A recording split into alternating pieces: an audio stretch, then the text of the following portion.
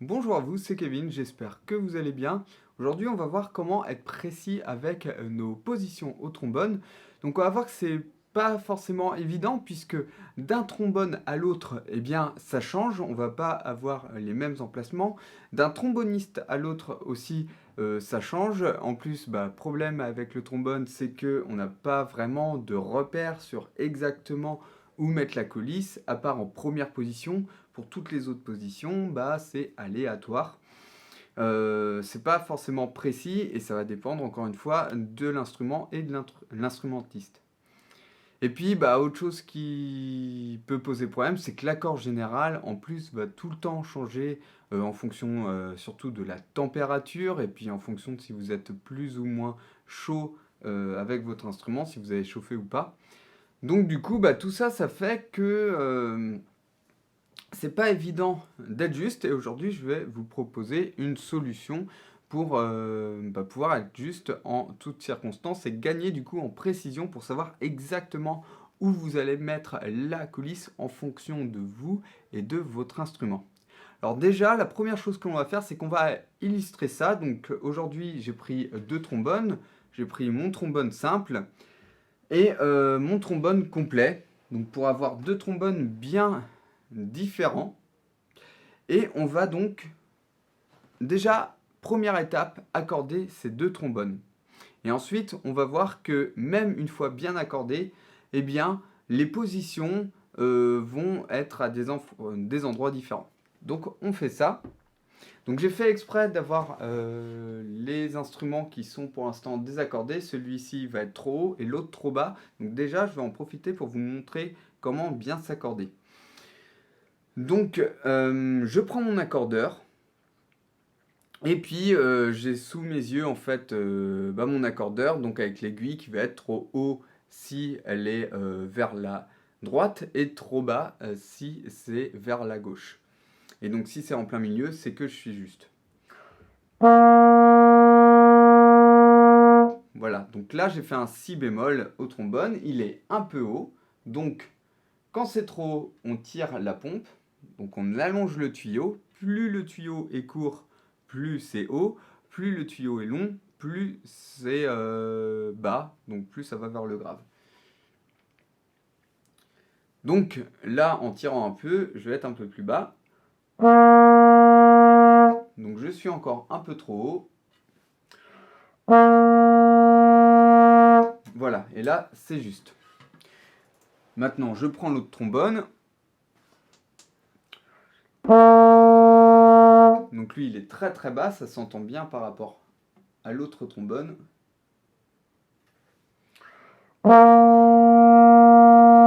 Voilà, là il est un peu haut. Voilà. Et donc, on voit bien déjà rien que sur la coulisse d'accord, c'est pas forcément... Voilà, si je les mets bien en face l'un de l'autre, pas facile à faire avec la caméra. Voilà, c'est pas forcément le même écart d'un trombone à l'autre, juste avec la coulisse d'accord. Maintenant, on va voir sur notre quatrième position, donc on va faire un Ré. Et vous allez voir que par rapport au pavillon, on dit souvent que la quatrième position, on l'a fait par rapport au pavillon. Vous allez voir qu'avec mes deux trombones, avec la même façon de souffler, c'est pas forcément le cas. Donc là, je suis un peu bas. Donc en étant au niveau du pavillon, par exemple avec ce trombone-là, je suis trop bas. Donc je suis obligé d'être un peu au-dessus. Là, je suis un peu haut. Voilà, et là, je suis pile dessus. Donc, voilà, par rapport à ici, en fait, je suis quand même bien 2 cm plus haut. Si je prends l'autre trombone, je me mets au niveau du pavillon. Donc lui, il est très très haut quand il est au niveau du pavillon. Donc moi, je suis carrément, avec ce trombone-là, obligé d'aller de l'autre côté. Donc là, je suis trop bas.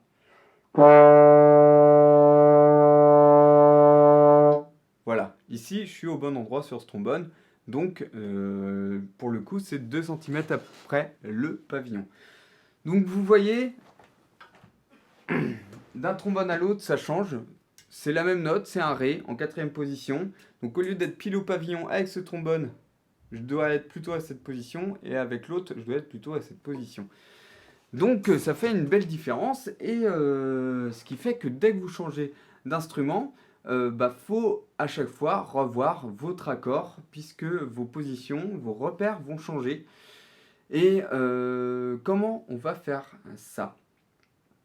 Eh bien, ce que je vous conseille, lorsque vous débutez et lorsque vous changez d'instrument, et même régulièrement, je vous conseille de faire ça voilà, assez souvent, c'est de, une fois que vous êtes accordé, monter des gammes à l'accordeur. Vous faites des notes tenues, vous faites genre des rondes à 60 par exemple, même s'il n'y a pas besoin là de mettre de métronome, c'est juste pour vérifier votre accord.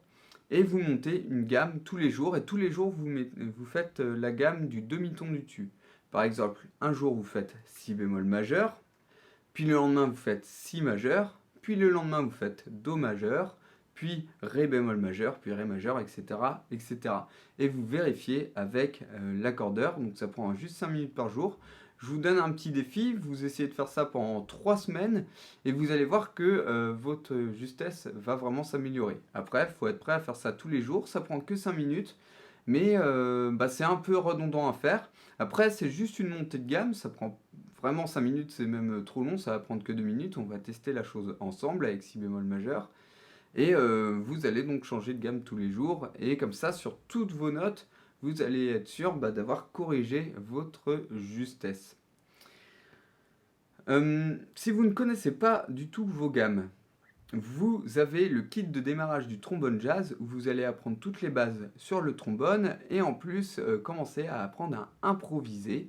Donc pour vous inscrire à ce kit de démarrage, en fait c'est un cours en vidéo qui est 100% offert où vous avez en plus de vidéos à suivre dans l'ordre, vous allez recevoir des partitions avec notamment toutes les gammes, tous les modes, tous les accords pour pouvoir improviser dessus. Vous allez comprendre comment tout cela fonctionne, en plus d'avoir des listes de standards sur lesquels jouer.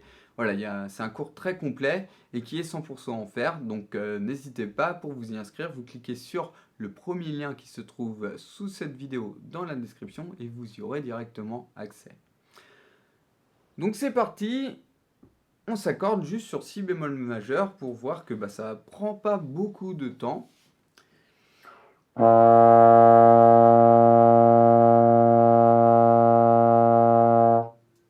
Ensuite le do.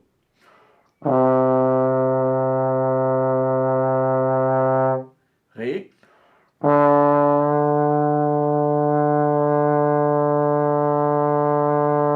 Mi bémol.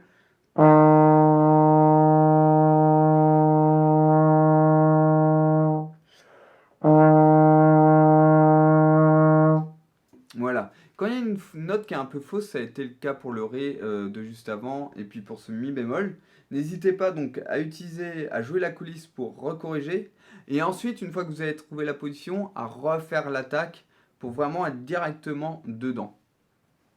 Et vous allez voir que jour après jour, vous allez savoir où sont vos positions et être pile dedans à chaque fois.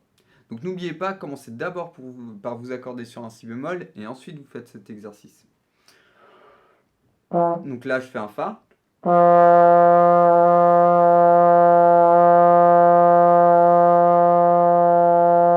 Ensuite, un Sol. Donc là, il est un peu haut, je le baisse. Ensuite, un La.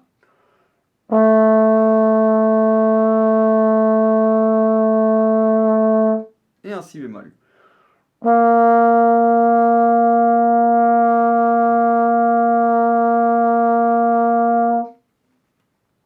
Donc voilà comment faire. Pas besoin forcément de trop élargir la tessiture. Avant, je faisais ça lorsque je cherchais à travailler mon accord. Puis je m'aperçois qu'on se fatigue plus qu'autre chose parce que l'on tient nos notes.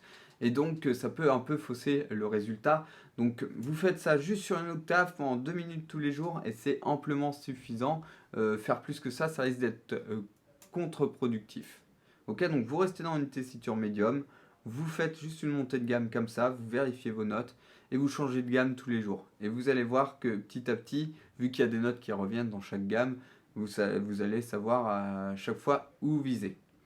Il y a une dernière notion à prendre garde, on va pas trop s'étaler dessus, mais je veux que vous le sachiez, c'est que là, quand on s'accorde avec la machine, c'est vraiment un tempérament égal, sauf que lorsque l'on joue avec d'autres musiciens, avec surtout des instruments qui sont pas des cuivres, donc si on joue avec des bois par exemple, ou si on joue avec un piano, donc avec des instruments qui sont pas du tout issus de la même famille, eh bien, euh, voilà, la justesse n'est pas forcément tout le temps pile dans le verre. Il faut s'adapter à notre environnement sonore, entre guillemets.